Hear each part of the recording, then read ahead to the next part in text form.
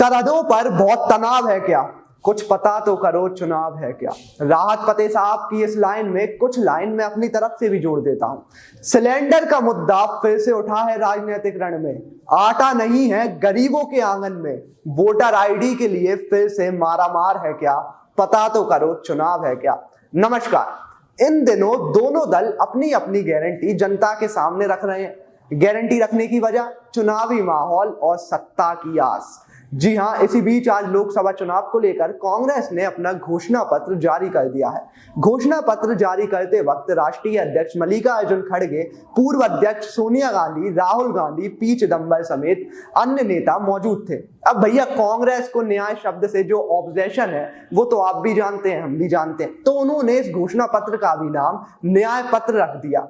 अब अगर इस न्याय पत्र की घोषणाओं पर नजर डालें तो मल्लिकार्जुन खड़गे ने कहा कि अगर कांग्रेस की सरकार बनती है तो मनरेगा के गरीब मजदूरों को 400 रुपए की मजदूरी दी जाएगी। उन्होंने किसानों के लिए भी बड़ा ऐलान किया। मल्लिकार्जुन खड़गे ने कहा कि सरकार बनने पर पूरे देश में किसान न्याय के तहत किसानों का कर्ज माफ करेंगे।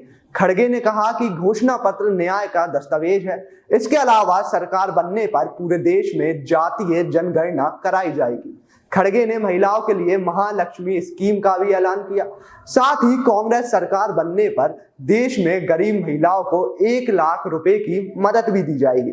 खड़गे ने यह भी कहा कि युवाओं को नौकरी की गारंटी दी जाएगी। वहीं चुनाव को लेकर कांग्रेस के घोषणा पत्र में कहा गया कि इलेक्ट्रॉनिक वोटिंग मशीन ईवीएम की एफिशिएंसी और मतपत्र की पारदर्शिता के लिए चुनाव कानून में संशोधन करेंगे। मतदान ईवीएम के माध्यम से होगा, लेकिन मतदाता मशीन से प्राप्त मतदान पर्ची को वीवीपैट में रखने और जमा करने में सक्षम होगा।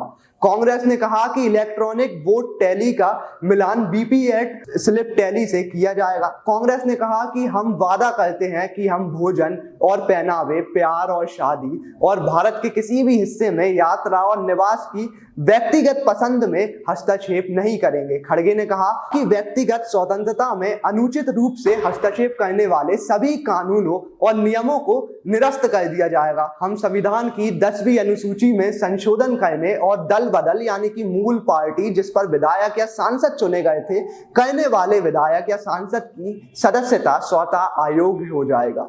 The great grand old party Congress ने तो अपना घोषणा पत्र जारी कर दिया। घोषणा पत्र में तमाम बातें रखी, तमाम बातों में भी तमाम बातें निकल कर आएंगी, लेकिन अब देखना यह होगा जनता इन तमाम बातों से कनेक्ट कर पाएगी या नहीं, या फिर मोदी जी के 400 पार वाले नारे पर ज्यादा भरोसा करेगी। आपको क्या लगता है हमें कमेंट बॉक्स में जरूर बताएं। जब तक के लिए मैं सजल रघुवंशी, कैमरा पर्सन हिमांशु के साथ वी युवा।